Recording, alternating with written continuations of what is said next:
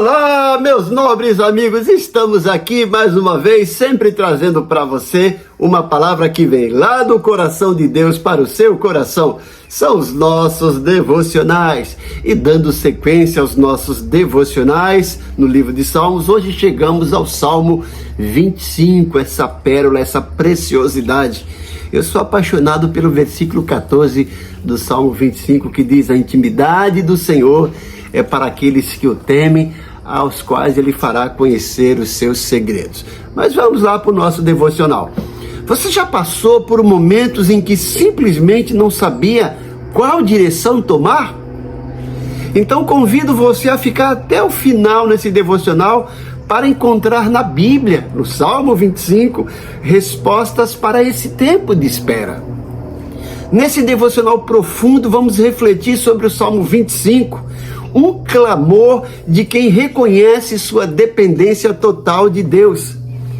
Se você está esperando por uma direção, enfrentando incertezas ou buscando respostas, essa palavra é para você. O Salmo 25 nos ensina a entregar os caminhos a Deus, confiar no tempo dele e descansar, sabendo que ele guia os humildes e revela seus caminhos àqueles que o temem. Então, assista até o final e renove sua fé enquanto aprende a confiar mais em Deus. O que você vai encontrar nesse vídeo, nesse devocional? Primeiro, como entregar suas dúvidas e caminhos a Deus. Segundo, como aguardar com paciência pela direção do Senhor. Terceiro, como vencer as angústias confiando na fidelidade de Deus. E em quarto lugar, o segredo de esperar com esperança e não com ansiedade. Parece redundância, né? Esperar com esperança ou esperar com paciência. Então vamos para a leitura desse salmo maravilhoso, o Salmo 25. E eu escolhi aqui a versão NVI, a nova versão internacional. Então, aprecie a leitura desse salmo maravilhoso, o Salmo 25. O salmista diz: a ti, Senhor, elevo a minha alma. Em ti confio, ó meu Deus. Não deixes que eu seja humilhado, nem que os meus inimigos triunfem sobre mim. Nenhum dos que esperam em ti ficará decepcionado. Decepcionados ficarão aqueles que, sem motivo, agem traiçoeiramente. Mostra-me, Senhor, os teus caminhos, ensina-me as tuas veredas. Guia-me com a tua verdade e ensina-me, pois tu és Deus, meu Salvador, e a minha esperança está em ti o tempo todo. Lembra-te, Senhor, da tua compaixão e da tua misericórdia, que tens mostrado desde a antiguidade. Não te lembres dos pecados e transgressões da minha juventude. Conforme a tua misericórdia, lembra-te de mim, pois tu, Senhor, és bom. Bom e justo é o Senhor, por isso mostra o caminho aos pecadores. Conduz os humildes na justiça e lhes ensina o seu caminho. Todos os caminhos do Senhor são amor e fidelidade para com os que cumprem os preceitos da sua aliança. Por amor do teu nome, Senhor, por amor do teu nome, perdoa o meu pecado, que é tão grande. Quem é o homem que teme o Senhor? Ele o instruirá no caminho que deve seguir. Viverá com prosperidade e os seus descendentes herdarão a terra. Agora o versículo que eu mais gosto. O Senhor confia os seus segredos àqueles que o temem e os leva a conhecer a sua aliança. Os meus olhos estão sempre voltados para o Senhor, pois só Ele tira os meus pés da armadilha. Volta-te para mim e tem misericórdia de mim, porque estou só e aflito. as angústias do meu coração se multiplicaram. Liberta-me da minha aflição. Olha para a minha tribulação e o meu sofrimento e perdoa todos os meus pecados. Versículo 19. Vê como aumentaram os meus inimigos e com que fúria me odeiam. Guarda a minha vida e livra-me. Não me deixes decepcionado, pois eu me refugio em ti. Que a integridade e a retidão me protejam, porque a minha esperança está em ti. Ó Deus, liberta Israel de todas as suas aflições. Então, pensando um pouco nesse salmo, fazendo aqui uma distribuição de uma forma estrutura, como ele é dividido, os primeiros 7 versículos vai mostrar oração por direção e misericórdia. O salmista ora, pedindo a Deus que lhe dê sabedoria, lhe dê misericórdia e direção para a sua vida. E nós precisamos disso, né? Então, nesse bloco, o salmista nos mostra que é preciso reconhecer a nossa total dependência de Deus. Nós somos obra-prima da criação de Deus, mas nem por isso, embora Deus nos dê o livre-arbítrio, nem por isso podemos dizer que somos autossuficientes de maneira nenhuma. O salmista nesse bloco reconhece sua dependência de Deus e nos leva também a entender e reconhecer a nossa total dependência de Deus.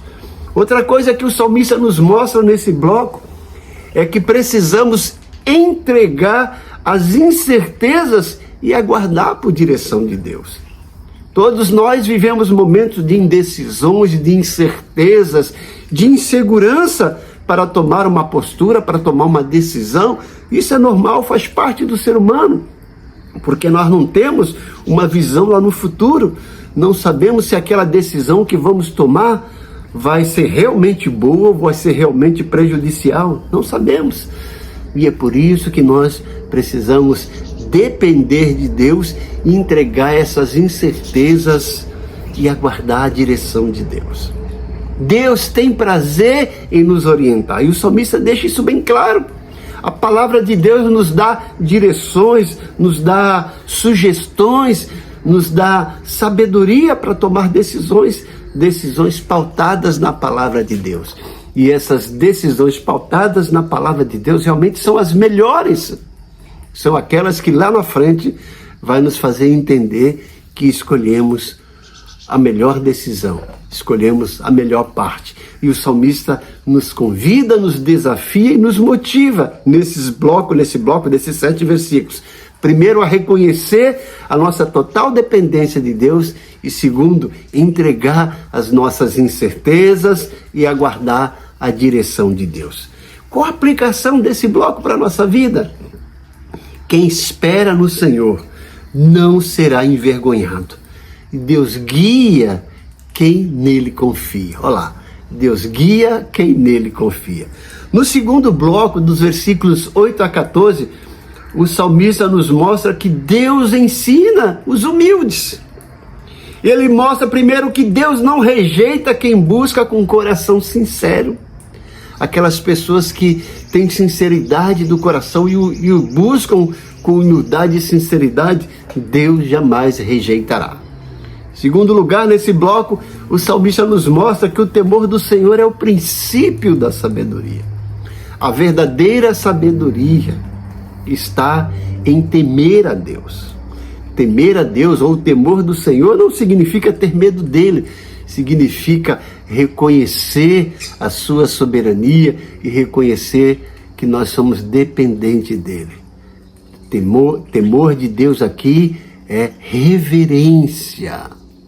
Então o salmista nos mostra que aquele que olha para Deus com reverência, com temor, vai alcançar a sabedoria. Esse é o segredo, esse é o princípio da sabedoria. Por diversas vezes nós vamos encontrar isso no livro de Salmos e também no Provérbios. O temor do Senhor é o princípio da sabedoria. E o salmista termina esse bloco no versículo 14, que eu digo que é a pérola que eu mais gosto. Ele mostra que o Senhor confia seu segredo àqueles que o temem. Na versão Almeida, Revista Atualizada, está assim: a intimidade do Senhor é para aqueles que o temem, aos quais ele fará conhecer os seus mistérios. Ou seja, quem teme ao Senhor vai desfrutar da intimidade com Deus. Assim como Abraão, que era chamado por diversas vezes de amigo de Deus, que desfrutava desse relacionamento íntimo com Deus. E me faz lembrar lá em Gênesis capítulo 18, quando Deus estava querendo destruir Sodoma e Gomorra. Deus lembrou que tinha a família de Abraão lá, Ló, seu sobrinho. E Deus conversa com os anjos e fala assim: porventura ocultarei eu o que tenho a fazer a Abraão? Veja, Deus poderia fazer o que ele quisesse na sua soberania, mas ele quis dividir isso com Abraão, que era o seu amigo. Então a intimidade do Senhor é para aqueles que o temem. E o texto ainda diz: aos quais ele fará conhecer os seus segredos, os seus mistérios, a sua aliança. Isso para mim soa de uma forma maravilhosa, esplendosa.